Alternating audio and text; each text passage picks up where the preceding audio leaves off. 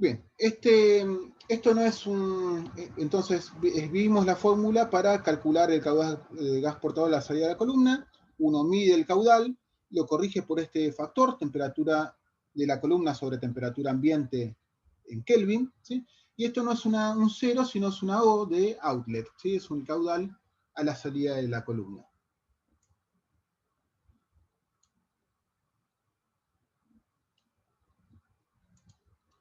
Bien, otra cosa que uno puede determinar es la velocidad lineal promedio de la fase móvil, que simplemente para determinar esa velocidad lineal promedio uno divide la longitud de la columna por el tiempo muerto que uno determina de uno de los cromatogramas, ¿sí? En teoría tendrían que ser iguales en los 4 cromatogramas que vemos. Bueno, recuerden el gráfico que vimos, que teníamos una velocidad lineal en donde teníamos una menor altura de plato, esa es la velocidad óptima, ¿sí? En el trabajo práctico, nosotros estaríamos trabajando con hidrógeno, trabajamos con una velocidad que es alrededor del doble de la velocidad óptima para estas separaciones, ¿sí? Pero fíjense que no tiene una pendiente muy pronunciada como la que sí tiene el nitrógeno, el hidrógeno. Entonces estaríamos perdiendo algo de eficiencia, pero ganamos mucho en tiempo de análisis. Bien, no vamos a ver la parte de análisis cualitativo, que la vieron ya con detalle en la teoría, sino que vamos a ver la parte de análisis cuantitativo por cromatografía gaseosa. Entonces, lo que uno tiene que ver en cromatografía, que el área o altura de pico de un componente en el cromatograma es proporcional a la cantidad de ese componente que llega al detector, ¿sí? Entonces, el análisis cuantitativo se va a basar en la utilización o de áreas de pico o de alturas de pico para determinar la concentración de ese analito en una muestra. Bien. En los equipos, por lo general, uno trabaja con áreas de pico, y en los equipos modernos, es el cálculo del área lo hace un software, ¿sí? Nosotros tenemos el registro en un papel, así que el área la tenemos que calcular nosotros. Y hay dos maneras de calcular el área. Una es trabajar con el ancho a la mitad de la altura de pico, ¿sí? Entonces tenemos un pico, acá tenemos un ejemplo de un cromatograma ideal gaussiano, ¿sí? Que el pico tiene una altura h, ¿sí? Una altura de pico, y uno a la mitad de esa altura h se fija cuál es el ancho, y ese es el ancho a mitad de altura de pico, W1/2. Y para calcular el área, ¿sí? Uno hace el producto de este ancho a la mitad de altura de pico por la altura de pico, ¿sí? Entonces tiene el área de este rectángulo, y el área de este rectángulo equivale al 91% del área bajo la curva, ¿sí? Entonces este es un modo de calcular el área que me sirve especialmente cuando tengo problemas con la línea de base, que es lo que uso para el otro método, ¿sí? En este otro método, que se llama método de las tangentes o método de triangulación, lo que hago es ver dónde están los puntos de inflexión, ¿sí? Los puntos de inflexión es la porción de la curva que te presenta mayor pendiente, ¿sí? Es la definición, o donde cambia la concavidad, ¿sí? La definición del punto de inflexión. Entonces, una vez que uno los identifica, esos puntos de inflexión, traza tangentes a esos puntos de inflexión, ¿sí? Entonces, donde esas tangentes tocan la línea de base, ¿sí? La distancia entre estas dos intersecciones de las tangentes con la línea de base es el ancho de base, ¿sí? Y me quedó limitado un triángulo, ¿sí? Con esta base, ancho de base, y esta altura nueva, que sería una altura extrapolada, ¿sí? ¿Cuál es el área de este triángulo? Base por altura sobre 2, ¿sí? La base, ancho de base, la altura, esta altura extrapolada, sobre 2, ¿sí? De esta manera tengo el 97% del área bajo la curva, ¿sí? O sea, obtengo un mejor resultado que en el anterior, ¿sí? Bueno, puedo tener diferencias de acuerdo a la detección de cómo trace las tangentes, ¿sí? Eso me limita la reproducibilidad y también puedo tener problemas cuando no puedo detectar bien la línea de base, ¿sí? En ese caso usaría el otro método. Bien, donde se intersectan también las dos tangentes, tengo el tiempo, sería el tiempo de retención de ese analito, ¿sí? Bien. En los equipos modernos no tengo que hacerme mucho problema para calcular el área, sino que ya con equipos no tan nuevos, ya se había inventado un integrador que me daba los valores de área de los picos, y en los equipos ya modernos manejados por un software, ya en el software yo les digo distintos parámetros que me va a decir dónde empieza un pico, dónde termina el pico, qué defino como pico, cómo integro, cómo separo los picos, si los separo de base a base, si tomo una línea de base, si continúo esta línea de base y lo separo así en forma perpendicular, ¿sí? Distintos parámetros que seteo en el software y directamente ya el software me da el valor de área, ¿sí? No tengo que recurrir a ningún cálculo manual. Bien, los distintos métodos de análisis cuantitativo son los 3 métodos que vimos ya de análisis cuantitativo a lo largo de la materia, ¿sí? El método de estándar externo absoluto de la curva de calibración, el método de adición de estándar, el método del estándar interno y un método que no usamos hasta ahora, que es el método de normalización de áreas y es el método que vamos a usar en el trabajo práctico. Veamos rápidamente los otros 3 y después nos concentramos en el de normalización de áreas, ¿sí? Entonces, el método del estándar externo absoluto de la curva de calibración, lo que uno hace es preparar una serie de soluciones patrón a partir de un estándar, ¿sí? Si uno quiere trabajar bien, con tener todo certificado, tiene que trabajar con estándares certificados. Y lo que uno hace entonces es obtener los cromatogramas de los patrones, ¿sí? Y graficar la altura o área de pico en función de la concentración de esos patrones, ¿sí? En este caso, lo que se obtiene es una línea recta, ¿sí? Que debe pasar por el origen, ¿sí? Y es la famosa curva de calibración o curva de trabajo. Después lo que uno hace es inyectar la muestra, obtener su cromatograma, calcular el área o la altura del pico del analito de cuestión y obtener, ¿sí? A partir de, en este caso, del área de pico, la respectiva concentración a partir de esta curva de calibración. Es el método de análisis cuantitativo más ampliamente utilizado en cromatografía gaseosa actualmente, ¿sí? Entonces, lo que uno hace ahora habitualmente es preparar una curva de calibración, por ejemplo, no sé, de un pesticida organoclorado, ¿sí? Después uno lo analiza su muestra, determina el valor de área, ingresa a la curva de calibración y tiene valor de concentración. Los equipos modernos ya tienen un software donde uno ya guarda estas curvas de calibración, entonces directamente ya me informa el valor de concentración cuando ya tengo todo el método calibrado. Bien, con respecto al material de referencia certificado, por ejemplo, acá tenemos pesticidas organofosforados, ¿sí? Tenemos 2000 partes por millón, una ampolla de 1 mililitro. Acá tenemos todos los pesticidas que tenemos.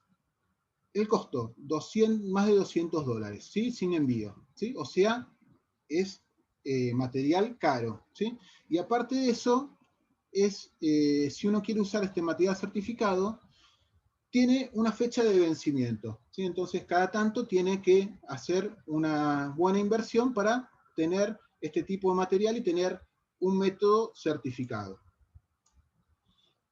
Bien, en el caso del método de adición de estándar, se hace lo que vimos, ¿sí? Uno lo que hace es analizar una muestra y después la misma muestra a la que se le agregan cantidades conocidas de un patrón del analito a determinar, ¿sí?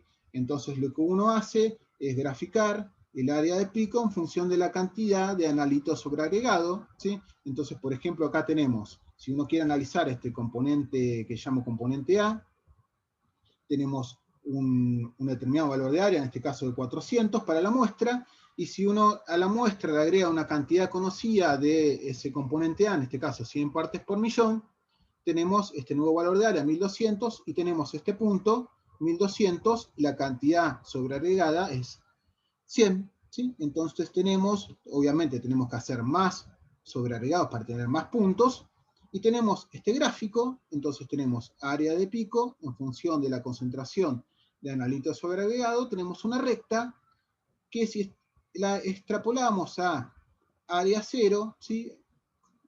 Cuando toca acá el eje horizontal, tenemos, en valor absoluto obviamente, la concentración de analito en la muestra.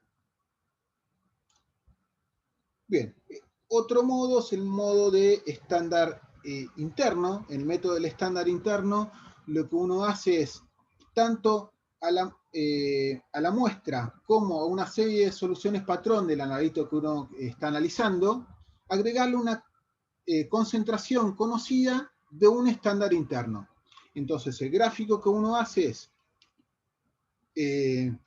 la relación de áreas analito estándar interno en función de la relación de concentraciones analito estándar interno, ¿sí? O acá en el gráfico está al revés, ¿sí?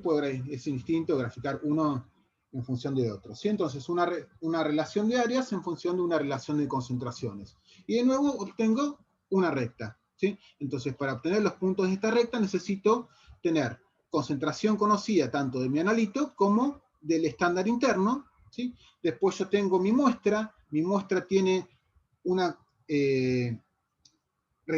a partir del cromatograma yo determino la relación de áreas, ingreso a esta recta, tengo una relación de concentraciones, como la concentración de estándar interno es conocida, puedo determinar la concentración de mi muestra de problema, ¿sí? Fui bastante rápido en esto porque son los mismos métodos que fuimos viendo hasta ahora a lo largo de la materia. Vamos ahora a prestar más atención en el método que no vimos y que lo usamos ahora exclusivamente para cromatografía gaseosa, que es el método de normalización de áreas.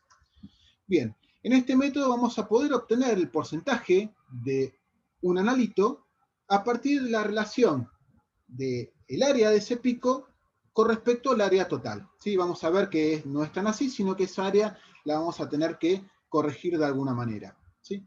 Bueno, para poder aplicar este método, necesito que todos los componentes se separen en picos completamente resueltos, ¿sí? O sea que tengo que saber de antemano cuántos componentes tengo, ¿sí? Entonces, si yo tengo una mezcla sencilla, como en este caso, de benceno, neptano, tolueno, tengo que ver los 3 picos bien resueltos. Bueno, como les dice acá, generalmente se aplica para mezclas sencillas de composición cualitativa conocida, ¿sí? Bien. Entonces, lo primero que tengo que hacer es determinar el área de cada uno de los picos. El método más recomendado en este caso es el método de las tangentes, ¿sí? El método de la triangulación. Entonces, trazo las tangentes, tengo el ancho de base, ¿sí? Acá donde tenemos las dos intersecciones con la línea de base, esta distancia es el ancho de base, la altura extrapolada, base por altura sobre 2, es el área de ese triángulo, y esa es el área que vamos a usar. Bueno, después lo que se hace es sumar todas las áreas, y el porcentaje de un componente sería el área del pico de ese componente con respecto al área total por 100, ¿sí? Esto sería válido si la respuesta del detector fuese la misma para todos los componentes, ¿sí?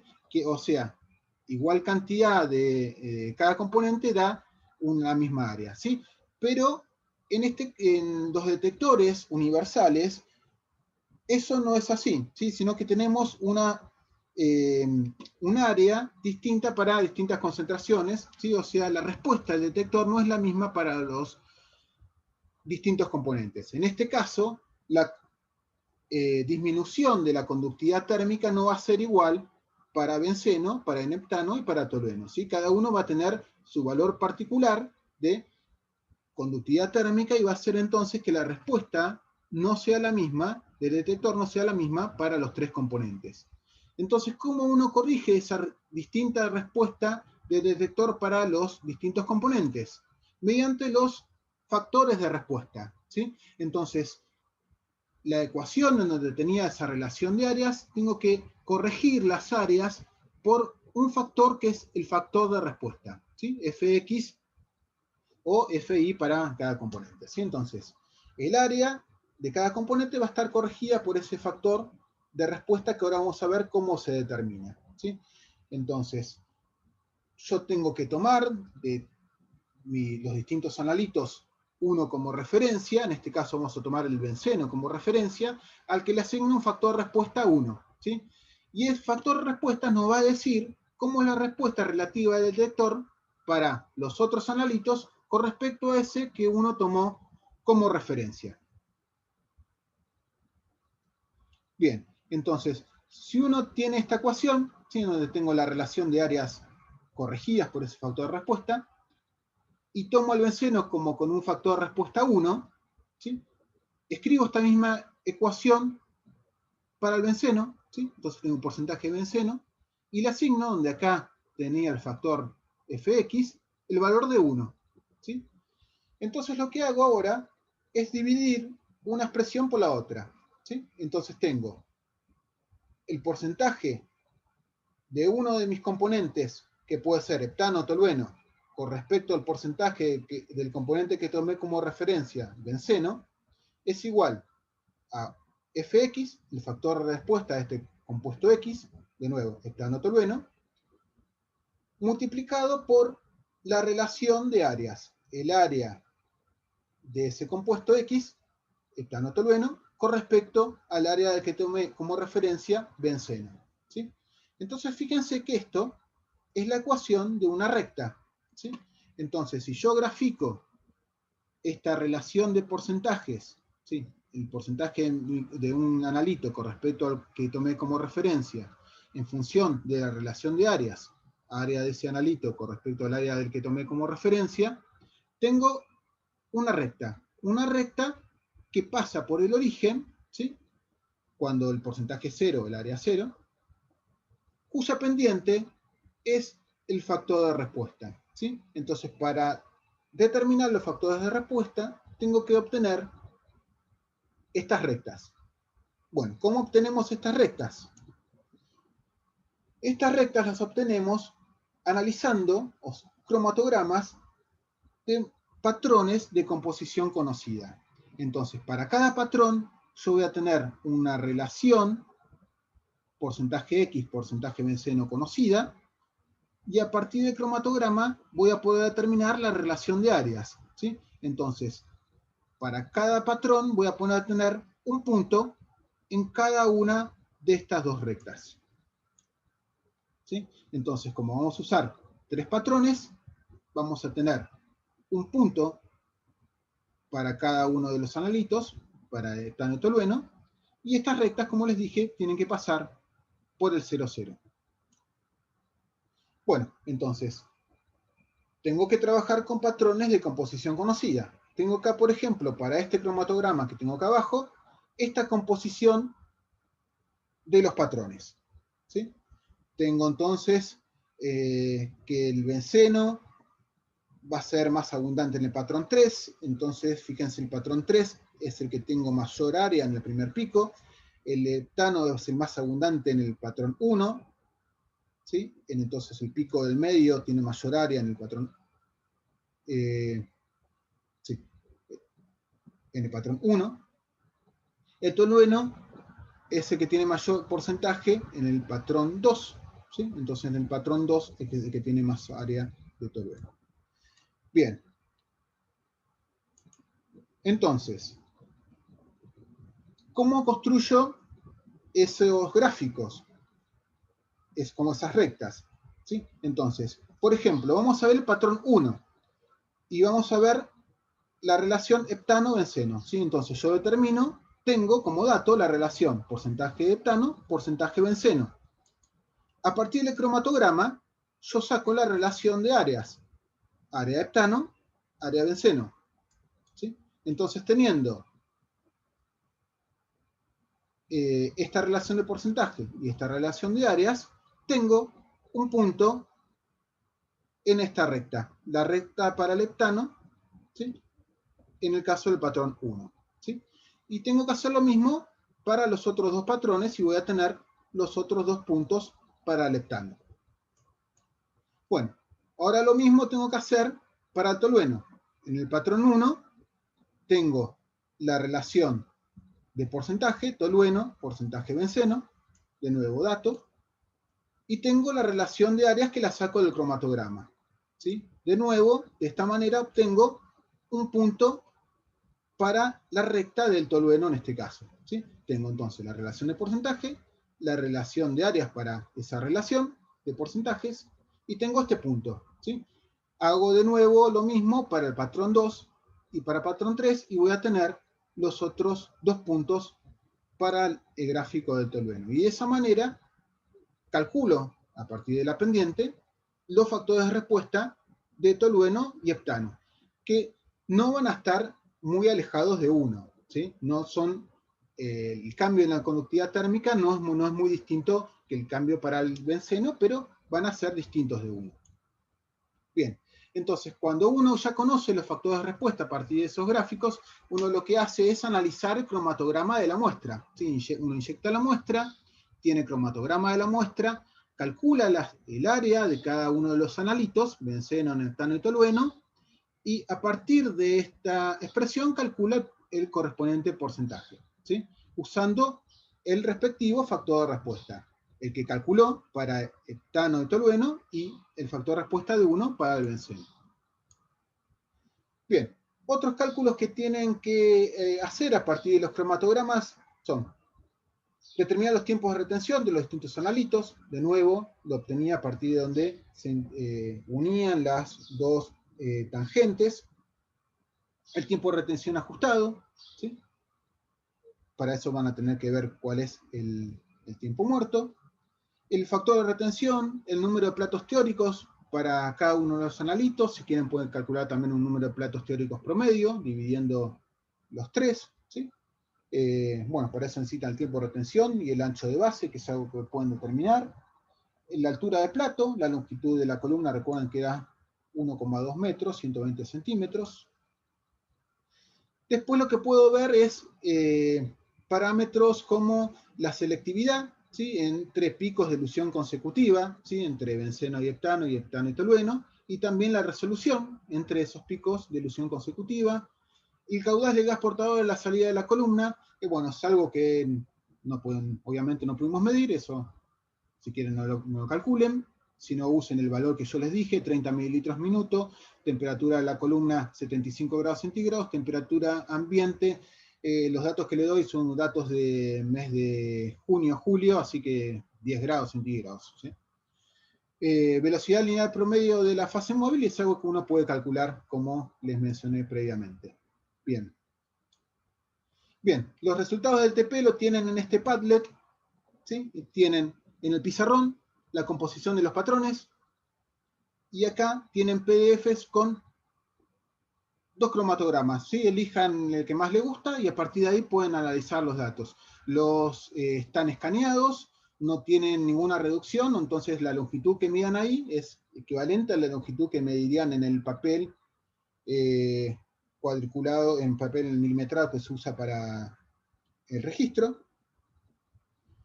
Bien, entonces, teniendo la composición de los patrones, teniendo los cromatogramas, van a poder tranquilamente calcular la composición de la muestra de problema que se inyectó.